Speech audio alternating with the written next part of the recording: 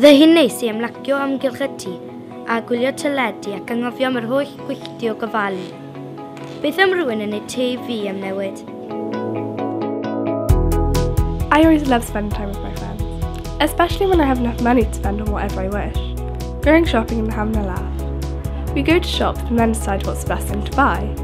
That fur jacket or pair of blue shoes. And then me and my friends show each other what we've bought. I love that bit. I don't want to think about running out of money.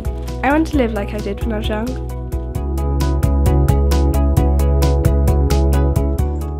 I would really like to spend time with all my family. We would be out of the house in the fresh air, away from the stresses of life. Singing, eating ice cream, and playing games with my younger brothers and sisters, feeling like a kid again. Fel un hoffen i beth e fod. Rwy'n codi am 5, ond mae na'n iawn. Fi dal eisiau gwneud brecwast i mam a cael amser i fwyta fy hun. Rwy'n helpu fy mrawd, ond fi dal hast i gael fy hun yn y barod. Rwy'n mynd draw i eistedd efo'n ffrindiau. Mae sedd wedi cadw i ni. Amser edrych dros y gwaith cartref, rwy'n siŵr fydd e'n deall.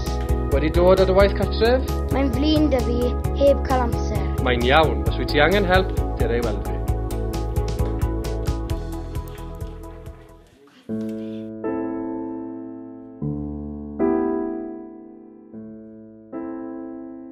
Lucy, can I have a cup of tea?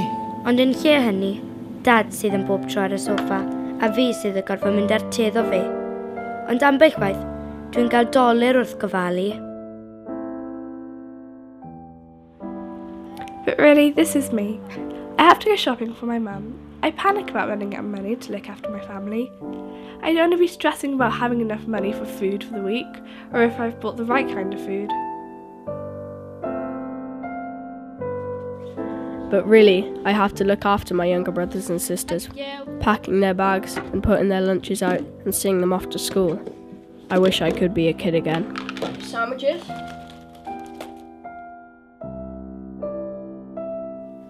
Rwy'n dihuno am 5, dal ddim amser i wneud brecwast i mam, na i fyna. Bron heb cael amser i wisgo'n iawn ar ôl gorfod helpu fy mrawd. Yn anffodus, creuddais ddim yr ysgol ar amser. Gobeithio bod rheswm da pam dy fod yn hwyr, a gobeithio dy fod wedi gwblhau dy waith cartref. Dim amser i wneud gwaith cartre chwaith. Oes amser i fi wneud y nawr? Ble mae un ti?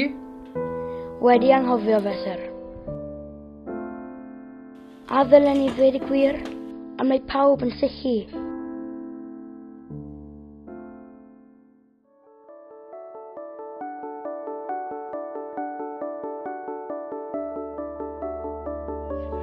Wrth bod yn rhan o prosiect gofalu ifanc, rwy'n derbyn cymorth yn yr ysgol. By being part of the Young Carers Project, I feel that people understand me more. By being part of the Young Carers, I get to meet new friends and go on activities. By being part of the Young Carers Project, I don't feel so lonely anymore. Hi, I'm Sam. I'm Sadie-Ann. How old are you, Sayran? I'm 14. How old are you? I'm 13. When did you join the Young Carers? When I was 12. What about you? I was 6. How did you get involved with the Young Carers, Sayran? I got involved because my brother's carer told me about it. But people get involved in different ways. There's many ways to get involved. Yeah. What impact has being a young carer and being in Young Carers had on your life? It's good because you sort of make more friends and you realise that it's easier than you may think, because more people have gone through it than you realise. And you find out more about other young carers and you can share experiences and things yourself. like that. Yeah, and yourself. It sounds really cheesy. Because I found myself a bit in Young Carers. Sounds cheesy, but it's true. Yeah. Sut wyt ti'n dod o hyd i gofalwyr ifanc? Wel, fi'n dod o hyd o gyfalwyr ifanc wrth mynychu'r ysgolion. Fi'n gweithio yn ysgolion yng Ngheredigion a fi'n cynnal sesiynau pob wythnos lle fi'n cwrdd â gyfalwyr ifanc a ni chi fel just dal lan, gael sgwrs ynglyn â unrhyw problemau falle neu unrhyw materion sydd gyda nhw. Ni hefyd yn dod o hyd o gyfalwyr ifanc wrth gweithio gyda pobl eraill o fewn y sir sydd falle yn ymwybodol beth yw'r gwasanaeth. Wrth i ni gweithio gyda pobl, falle mae ffrindiau yn nabod pobl neu mae cysylltiadau fel yna gallu adeiladu hefyd.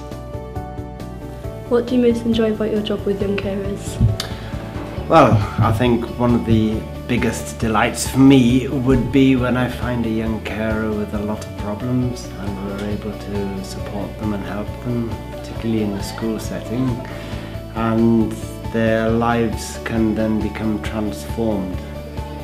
Sometimes it can be very easy to do that, and sometimes it can take a lot of work, but I think seeing a change in a young carer is probably what I like most about my job with young carers.